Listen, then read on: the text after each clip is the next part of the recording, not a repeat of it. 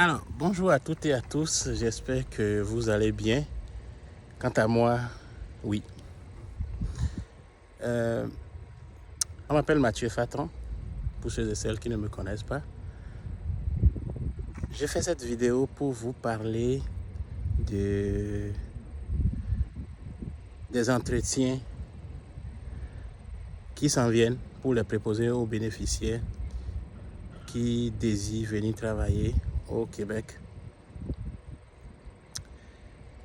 Pour avoir les informations de qualité, je vous invite aussi à aller sur le site de Journée Québec. Les informations que je vous donne sont des informations qui proviennent de ce site pour la majorité. Cependant, vous aussi, vous pouvez aller confirmer. Je sais que aujourd'hui, c'est le dernier jour pour candidater. Et pour les candidats en provenance du Cameroun et du Bénin, les entretiens se dérouleront entre le 17 septembre et le 7 octobre.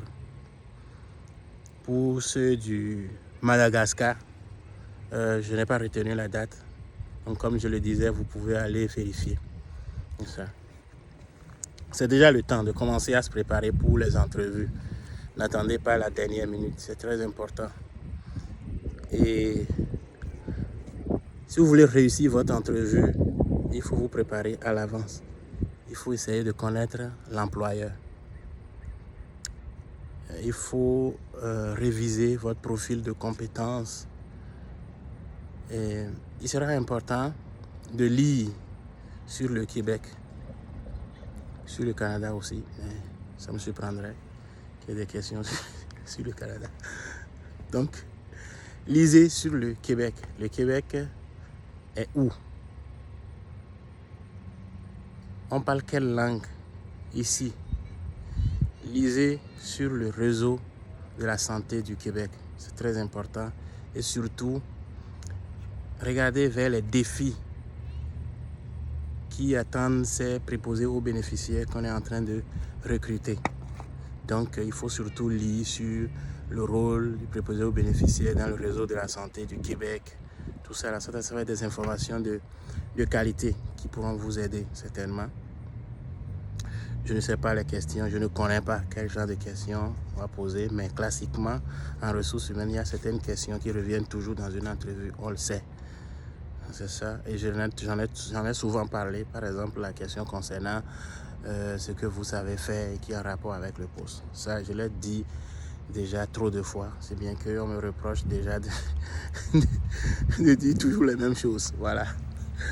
Donc, parlez de vos compétences, si ces genres de questions reviennent, parlez de vos compétences, ce que vous avez fait comme aide-soignant ou aide-soignante et qui est en rapport avec le poste que vous visez, le poste que vous connaissez très bien. Donc là, je vous invite encore à aller lire la description de tâches. C'est très important. La description de tâches, c'est là, hein, à côté de vous. C'est sur la page de Journée Québec. Donc vous pouvez lire, relire. Le recruteur pourrait poser des questions sur sa description de tâches. C'est ça. Comme je le disais, il est important de savoir où vous venez travailler. Ça, tu ne sais pas où tu vas travailler, mais ce n'est pas sérieux. Autre chose, si le recruteur vous demande de le tutoyer, il faut le tutoyer immédiatement. Aucun problème par rapport à ça. Si vous n'êtes pas capable de le tutoyer, bon, on pourrait peut-être dire que si on vous donne des consignes, vous ne pouvez pas les respecter. Donc c'est ça, c'est ce qu'il a demandé de faire, il faut le faire. C'est lui-même qui l'a demandé, c'est ça. Et regardez le recruteur dans les yeux, c'est important. Asseyez-vous droit. Je ne sais pas si ça va se faire en présentiel ou si ça va être comme à distance. La posture est très importante. À votre posture, il faut démontrer au recruteur qui est en face de vous que vous l'écoutez. Vous l'écoutez très bien.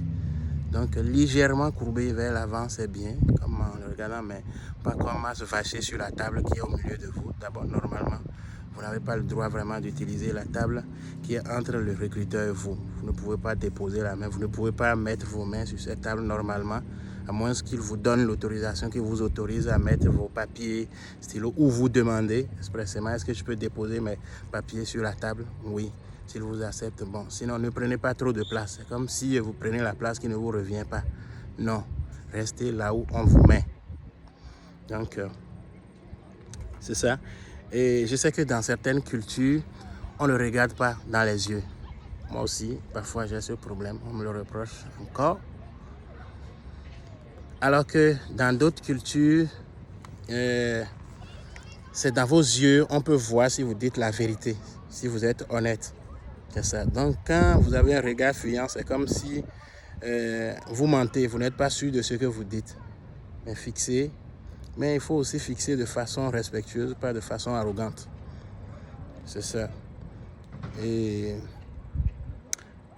c'est ça. Donc, pas de regard fuyant. Regardez le recruteur en face. Et je l'ai déjà dit plusieurs fois. Si vous ne comprenez pas la question, je pense que la stratégie, c'est de reformuler la question. Quand vous posez une question que vous n'entendez pas bien, vous reformulez la question. Est-ce vraiment ce que vous voulez dire? Est-ce que vous voulez dire avant de répondre à la question? Vous ne pouvez pas répondre à une question que vous ne comprenez pas. On l'a dit. Je ne sais pas, je ne connais pas la question qu'on va poser. Comme je le dis, c'est important. Donc, faites des recherches, cherchez. Mais vous allez devoir forcément démontrer aux recruteurs que les vraies raisons qui vous amènent au Canada, ça c'est sûr. Ça va être probablement des questions qu'on pourrait poser, que moi je pourrais poser, de savoir pour quelles raisons vraiment vous venez. On sait bien que vous voulez venir travailler comme préposé aux bénéficiaires, mais je veux entendre de votre bouche. Et là, à ce niveau, il faut être clair, il faut être concis et très clair. Ça, c'est important parce que on peut se douter qu'il y a plusieurs raisons qui amènent les gens, qui font que les gens postulent. Que ce n'est peut-être pas forcément la vraie raison de venir travailler comme préposé aux bénéficiaires. Donc, à ce niveau, vous allez devoir convaincre. Peut-être que vous allez devoir aussi démontrer à l'employeur, au recruteur, comment vous voulez, quels sont les outils dont vous disposez pour vous intégrer ici, pour vous intégrer dans la culture. Ça, c'est important. Faites vos recherches sur ces choses-là. Puis, c'est ça, balayez tout. Tout ce qui concerne le réseau de la santé, le Québec, la culture. Ça va être des informations qui vont être très importantes pour vous. Donc, voilà, une parenthèse, c'est ce que je tenais à vous dire concernant la préparation pour les entrevues de préposés aux bénéficiaires. Je ne vous dis pas de vous limiter à ces informations.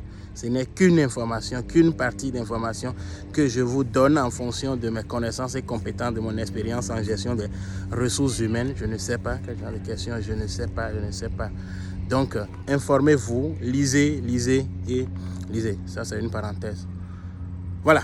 Donc, je le redis, ceux et celles qui sont réticents à prendre mes services à distance, je vous informe, dès octobre, je serai en Afrique. Il va y avoir des conférences, des petites et moyennes conférences. Il va y avoir des formations, il y aura des rencontres individuelles. Ça va être à partir de maintenant que vous allez commencer à réserver. J'ai une plage horaire qui va être très serrée.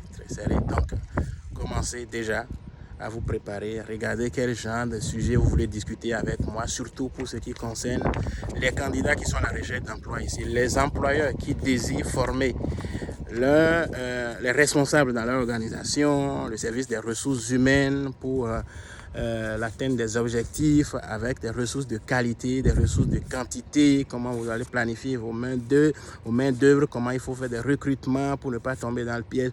Le recrutement, c'est important, ça, je vous le dis. Ça, c'est surtout les employeurs. Vous devez faire attention à la personne que vous recrutez. C'est pas important. Un recrutement, ça prend quelques minutes. Mais ça prend toutes les lois de ce monde pour sortir quelqu'un d'une entreprise jusqu'au code criminel. Et c'est pour ça qu'à l'entrée, on met toutes les barrières nécessaires. Et un recrutement mal fait, ça peut couler votre organisation. Il n'y a rien à faire. C'est facile. Ça. Donc, à certains moments même, nous préférons carrément faire recours à la sous-traitance que de recruter quand je ne suis pas sûr, tant et aussi longtemps que je ne suis pas certain de celui ou celle que je recrute, je préfère donner les tâches à accomplir à l'extérieur, même si ça me coûte cher. C'est ça. Donc, une entreprise qui se veut compétitive doit veiller à un très bon recrutement, un très bon processus de recrutement. Ça, c'est très important. Et évidemment, on ne recrute pas pour aider. Ça, c'est très dangereux. Si vous avez derrière la tête, on va le recruter pour pouvoir l'aider. Non, mais ça, ce n'est pas une entreprise ça, qui veut performer. Non. Et une entreprise a une responsabilité sociale. Et dans sa responsabilité sociale, elle peut aider. Elle peut créer d'autres structures pour aider parallèlement. Mais si vous voulez la performance, vous voulez que ça fonctionne, il faut forcément que le recrutement soit bon. Il faut recruter la quantité et la qualité. Ben, on peut négocier la quantité. Je n'ai pas de problème à ce niveau. Par contre, la qualité, ça, c'est non négociable. Je vais vous donner un exemple. Je préfère repousser les échéanciers. Je m'entends avec les clients. Je leur dis, bon, écoutez, je ne serai pas capable de vous livrer tous les produits avant telle date. Quitte à peut-être diminuer le prix ou quelque chose, je vais leur faire un bonus. Ouais, je suis prêt à dire ça. Mais au niveau de la qualité, attention, on ne négocie pas ça. C'est pour ça qu'il faut embaucher en partant aussi des ressources humaines de qualité. C'est important. Encore un autre exemple, le téléphone que vous avez, par exemple, nous avons en main. Si vous apprenez qu'il y a un problème de sécurité dans le téléphone, est-ce que vous allez vouloir l'utiliser? Un problème de sécurité qui fait en sorte peut-être que votre compte bancaire sera compromis, votre identité sera compromise. Est-ce que vous allez continuer? Non. Donc au niveau de la sécurité, mais si vous commandez un téléphone qui, au lieu de retrouver le téléphone en 5 jours, puisqu'il n'y a pas suffisamment de main d'œuvre pour le produire en 5 jours, il faut attendre 1 semaine, 2 semaines. Ce n'est pas encore trop grave, c'est négociable, c'est acceptable. Mais au niveau de la qualité, ce n'est pas négociable. Donc, c'est important. Si vous voulez avoir plus d'informations, écoutez, je dis, au Bénin, on va en discuter davantage.